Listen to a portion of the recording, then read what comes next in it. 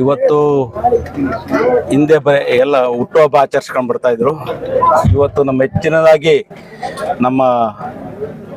ನನ್ನ ಪಕ್ಷದ ಅಭಿಮಾನಿಗಳು, ನನ್ನ ಅಭಿಮಾನಿಗಳು, ಇವತ್ತು ಕಾರ್ಯಕರ್ತರು ಇವತ್ತು ತುಮಕೂರು ಶ್ರೀದೇವಿ ಹಾಸ್ಪಿಟ್ಲು ಅವರಿಂದ ಮತ್ತೆ ಬೆಂಗಳೂರು ಶಂಕರ್ ಕಣ್ಣಿನ ಹಾಸ್ಪಿಟ್ಲಿಂದ ಇವತ್ತು ಒಂದು ಹೆಲ್ತ್ ಕ್ಯಾಂಪ್ ಅನ್ನು, ಅದ್ಭುತವಾದಂತಹ ಒಂದು ಹೆಲ್ತ್ ಕ್ಯಾಂಪ್ ಅನ್ನು ಆಚರಿಸಿದ್ದಾರೆ. ನಿಜವಾಗ್ಲೂ ಸಹ ನಾನು ಎಲ್ಲೋ ಒಂದು 50 ಜನ 100 ಜನ ಮಾಡ್ತಾರೆ, ಇವತ್ತು 1,500 ಜನ ಇವತ್ತು ಹೆಲ್ತ್ ಕ್ಯಾಂಪ್ ಅಲ್ಲಿ ತೋರಿಸ್ಕೊಂಡಿದ್ದಾರೆ. ನಿಜವಾಗ್ಲೂ ಇವತ್ತು ನಮ್ಮ ಗ್ರಾಮೀಣ ಭಾಗದ ಜನತೆಗೆ ಮತ್ತು ನಮ್ಮ ಹಳ್ಳಿಯ ಜನತೆಗೆ ಇವತ್ತು ನಮ್ಮ ಪಕ್ಷದ ಕಾರ್ಯಕರ್ತರು, ನನ್ನ ಅಭಿಮಾನಿಗಳು ಒಂದು ಉಪಯೋಗ ಮಾಡಿಕೊಟ್ಟಿದ್ದಾರೆ ಅಂತ ನಾನಾದ್ರೂ ಹೇಳಕ್ ಬಯಸ್ತಾ, ಅವ್ರಿಗೆ ಮೊದಲನೇದಾಗಿ ನಾನು ಇಷ್ಟೊಂದು ಅದ್ಭುತವಾಗಿ ಒಂದು ಕಾರ್ಯಕ್ರಮವನ್ನು ಯಶಸ್ವಿಯಾಗಿ ಮಾಡಿದ್ದಾರೆ. ಮೊದಲನೇದಾಗಿ ಅವರಿಗೆ ಅಭಿನಂದನೆ ನನ್ನ ಕಡೆಯಿಂದ ನಾನು ಅವ್ರಿಗೆ ಸಲ್ಲಿಸ್ತೇನೆ. ಸರ್, ಮುಂಬರುವ ಚುನಾವಣೆಗೋಸ್ಕರ ಎಲ್ಲ ಒಂದ್ ಕಡೆ ಆರೋಗ್ಯ ಶಕ್ತಿ ಪ್ರದರ್ಶನ ಮಾಡ್ತಾ ಇದ್ದಾರೆ ಅಂತ ಅನ್ಸ್ತಾ ಇದೆ.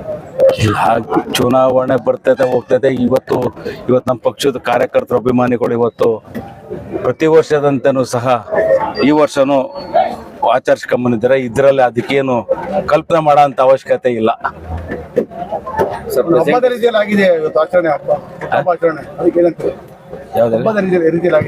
ಸರ್, ಅದೇ ಹೇಳ್ತಿದ್ದೀನಲ್ಲ, ನಾನು ಇವತ್ತು ನನ್ನ ಅಭಿಮಾನಿಗಳು, ಕಾರ್ಯಕರ್ತರುಗಳು, ಹಿತೈಷಿಗಳು, ನನ್ನ ಪಕ್ಷದ ಮುಖಂಡರುಗಳು, ಇವತ್ತೇನು ನನ್ನ ಅಭಿಮಾನಿಗಳು ಇಷ್ಟೊಂದು ಅದ್ಭುತವಾಗಿ ಕಾರ್ಯಕ್ರಮ ಆಯೋಜಿಸಿದ್ರು.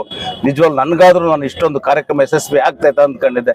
ಅಷ್ಟೊಂದು ಅದ್ಭುತವಾಗಿ ಕಾರ್ಯಕ್ರಮ ಮಾಡಿದ್ದಾರೆ. ಅವ್ರು ಮೊದಲನೇದಾಗಿ ಅವ್ರಿಗೆ ಅಭಿನಂದನೆ ಸಲ್ಲಿಸಿದ್ದೀನಿ. ಇವತ್ತು ತಾಲೂಕಿನಲ್ಲಿ ಒಂದು ಹೆಲ್ತ್ ಕ್ಯಾಂಪು 1,500 ಜನಕ್ಕೆ ಇವತ್ತು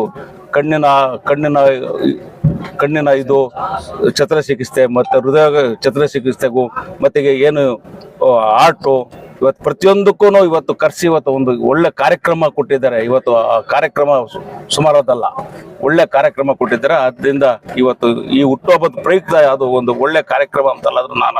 ಈ ಒಂದು ಸುಂದರವಾದ ಸಂದರ್ಭದಲ್ಲಿ ನಿಮ್ಮ ರಾಜಕೀಯ ಗುರು ವಿ ಸತ್ಯನಾರಾಯಣಪ್ಪ ಅವ್ರನ್ನ ಯಾವ ರೀತಿ ಸ್ಮರಿಸ್ತೀರಾ ಸರ್ ಈ ದಿವಸ? ನಾನು ಹಿಂದಿನಿಂದಲೂ ಅವ್ರನ್ನ ದೇವ್ರ ಸಮಾನದಲ್ಲೇ ನಾನು ಕಟ್ಕೊಂಡ್ಬಂದಿದ್ದೆ.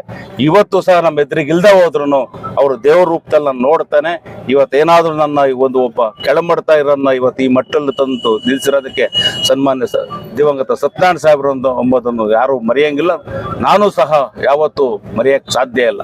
ಈ ಒಂದು ಹುಟ್ಟುಹಬ್ಬ ಮುಂದೆ ಬರ್ತಕ್ಕಂಥ ಸ್ಥಳೀಯ ಚುನಾವಣೆಗಳಿಗೆ ಯಾವ ರೀತಿ ಅನುಕೂಲ ಆಗ್ತದೆ ಅಂತ? ಸರಿ, ಹುಟ್ಟುಹಬ್ಬ ಯಾವುದೇ ಸ್ಥಳೀಯ ಚುನಾವಣೆಗೆ ಯಾವುದು ಪಕ್ಷಕ್ಕೆ ಪುಷ್ಟಿ ಕೊಡೋದಕ್ಕೆ ಸಾಧ್ಯ ಇಲ್ಲ. ಪಕ್ಷದ ಒಬ್ಬ ಕಾರ್ಯಕರ್ತ ಅವ್ನು ಮಾಡಿದಂತ ಕೆಲಸಗಳು, ಅವ್ನು ಲೋಕಲ್ ಮಾಡಿದಂತ ಕೆಲಸಗಳಿಂದ ಒಂದು ಪಕ್ಷಕ್ಕೆ ಸೃಷ್ಟಿ ಬರ್ತಾ ಬಿಟ್ಟು ಹುಟ್ಟುಹಬ್ಬ ಆಚರಿಸ್ಕೊಂಡ ತಕ್ಷಣ ಪಕ್ಷಕ್ಕೆ ಬಲ ಬರಕ್ ಸಾಧ್ಯ ಇಲ್ಲ. ಸರ್, ಈಗ ಎಲ್ಲ ಒಂದ್ ಕಡೆ ಅಭಿಮಾನಿಗಳು ದೇವ್ರ ಅಂತ ಸರ್, ನಾನು ಹೇಳಿದ್ದೀನಿ, ಯಾವತ್ತು ನಮ್ಮ ಅಭಿಮಾನಿಗಳು ಡಾಕ್ಟರ್ ರಾಜ್ಕುಮಾರ್ ಹೇಳೋದಿಲ್ಲ, ನನ್ನ ಅಭಿಮಾನಿಗಳೇ ದೇವರು. ಇವತ್ತು ನನ್ನ ತಾಲೂಕಿನಲ್ಲಿ ನನ್ನ ಹಿತೈಷಿಗಳು, ನನ್ನ ಅಭಿಮಾನಿಗಳು, ನನ್ನ ಪಕ್ಷದ ಮುಖಂಡರು, ನನ್ನ ಕಾರ್ಯಕರ್ತರೇ ನನಗೆ ದೇವರು. ಎಲ್ಲ ಒಂದ್ ಕಡೆ ರಾತ್ರಿ ಆದ್ರೂ ಕೂಡ ನಿದ್ದೆ ಮಾಡಿಲ್ಲ ಕಾರ್ಯಕರ್ತರು, ಸಾವಿರಾರು ಜನ ಅಭಿಮಾನಿಗಳು ಎಲ್ಲ ಮಾಡಿರ್ತಕ್ಕಂಥದ್ದು ಎಷ್ಟು ನಿಮ್ಗೆ ಖುಷಿ ಅನ್ಸುತ್ತೆ ಸರ್? ಸರ್, ಹೇಳಿದ್ನಲ್ಲ, ಒಂದು ಕಾರ್ಯಕ್ರಮ ರೂಪಿಸೋದಕ್ಕೆ ಅಷ್ಟೊಂದು ಸುಲಭ ಅಲ್ಲ. ಇವತ್ತು ಸ್ವಂತ ಜೋಬಿಂದ ಇವತ್ತು ಲಕ್ಷಾಂತರ ರೂಪಾಯಿ ಇವತ್ತು ಖರ್ಚು ಮಾಡಿ ಇವತ್ತು ಒಂದು ಕಾರ್ಯಕ್ರಮ ಮಾಡಿದ್ದಾರೆ. ಇವತ್ತು ಅವ್ರ ಜೋಬಲ್ಲಿ ದುಡ್ಡಿದೆಲ್ಲೋ ಗೊತ್ತಿಲ್ಲ. ಆದ್ರೆ ಉಗ್ರೇಶನ ಹುಟ್ಟುಹಬ್ಬ ಒಂದು ಪ್ರತಿ ವರ್ಷನೂ ಸಹ ದಿನೇ ವರ್ಷ ಹೆಚ್ಚಿನದಾಗಿ ಒಂದು ಕಾರ್ಯಕ್ರಮ ಇವತ್ತು ತಾಲೂಕಲ್ಲಿ ಕೊಡ್ತಾ ಹೋಗ್ತಾವ್ರೆ. ನಿಜವಾಗ್ಲೂ ಸಹ ಅವ್ರಿಗೆ ಅಭಿನಂದನೆ. ಕಾಂಗ್ರೆಸ್ ಸರ್ಕಾರದ ಬಗ್ಗೆ ಏನ್ ಹೇಳ್ತೀರಾ ಸರ್? ಇವಾಗ ನಡೀತಿರುವಂತಹ ಸರ್ಕಾರ ಎಲ್ಲೋ ಒಂದ್ ಕಡೆ ಬರೀ ಪ್ರತಿಭಟನೆಗಳಿಗೆ ಮಾತ್ರ ಕಾರಣ ಆಗ್ತಾ ಇದೆ. ಮೈತ್ರಿ ಪಕ್ಷಗಳು ಬರೀ ಪ್ರತಿಭಟನೆ ಮಾತ್ರ ಮಾಡ್ತಾ ಇದ್ದಾರೆ. ಇದು ಪಕ್ಷದ ಕಾರ್ಯಕ್ರಮ ಅಲ್ಲ, ಇವತ್ತು ನನ್ನ ಹುಟ್ಟುದ ಹಬ್ಬದ ಕಾರ್ಯಕ್ರಮ. ಆ ಕಾರ್ಯಕ್ರಮದ ಬಗ್ಗೆನೇ ಮಾತಾಡೋಣ ಇವತ್ತು. ನೆಕ್ಸ್ಟ್ ಅಲ್ಲ, ಯಾಕಂದ್ರೆ ಪರಾಜಿತ ವ್ಯಕ್ತಿ ಸರ್, ಸಿರಾ ಕ್ಷೇತ್ರದಲ್ಲಿ ವ್ಯಕ್ತಿ ಯಾರಾದ್ರೆ ಬಿಟ್ರೆ ಅದಕ್ಕೆ ನಾಳೆ ಒಂದು ವೇದಿಕೆ ಮಾಡೋಣ. 100% ಇವತ್ತೇನು ತಾಲೂಕಲ್ಲಿ ದುರಾಳಿತ ನಡೀತಾ ಐತೆ. ಇವತ್ತು ಕಾಂಗ್ರೆಸ್ ಅಲ್ಲಿ ಏನೇ ನಡೀತಾ ಐತೆ, ತಾಲೂಕಲ್ಲಿ ಏನೇ ನಡೀತಾ ಅದನ್ನ ನೆಕ್ಸ್ಟ್ ಒಂದು ವೇದಿಕೆ ನಾನು ಹಂಚ್ಕೊಂತೀನಿ. ಅದನ್ನ ಪಕ್ಷದಲ್ಲಿ ವೇದಿಕೆಯಲ್ಲಿ ಹಂಚ್ಕೊಂತೀನಿ. ಇವತ್ತು ನನ್ನ ಹುಟ್ಟುಹಬ್ಬದ ಕಾರ್ಯಕ್ರಮ. ಇವತ್ತು ನನ್ನ ಪಕ್ಷದ ಮುಖಂಡರಿಗೂ ಅಭಿಮಾನಿಗಳಿಗೂ ಅವ್ರಿಗೆ ಜೊತೆಲಿ ನಾನು ಕಾಲಕ್ಕೆ ಇದು ಮಾಡ್ಬೇಕು.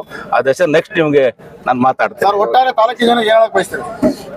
ಸರ್, ಇವತ್ತು ತಾಲೂಕಿನ ಜನತೆಗೆ ಇವತ್ತು ಹೊಸ ವರ್ಷ ಸಂಕ್ರಾಂತಿ ಹಬ್ಬ ಶುಭಾಶಯ ಹೇಳ್ತಾ, ಮತ್ತೆ 2025ನೇ ಶುಭಾಶಯ ಅವ್ರಿಗೆ ಹೇಳ್ತಾ, ದೇವರು ಅವ್ರಿಗೆ ಆರೋಗ್ಯ ಭಾಗ್ಯ ಹೆಚ್ಚಿನ ಕಲ್ಪಿಸ್ಲಿ, ಅವ್ರ ಮಕ್ಕಳು ಅವ್ರ ಆರೋಗ್ಯ ಹೆಚ್ಚಿನ ಕಲ್ಪಿಸ್ಲಿ ಅಂತಲ್ಲ. ಆದ್ರೂ ನಾನಾದ್ರೂ ಆ ದೇವ್ರನಲ್ಲಿ ಮತ್ತೊಮ್ಮೆ ಪ್ರಾರ್ಥನೆ ಮಾಡ್ತಾ ಒಳ್ಳೇದಾಗ್ಲಿ ನಮ್ಮ ತಾಲೂಕಿಗೆ ಅಂತ ಆ ದೇವರಲ್ಲಿ ಕೇಳ್ಕೊಂಡು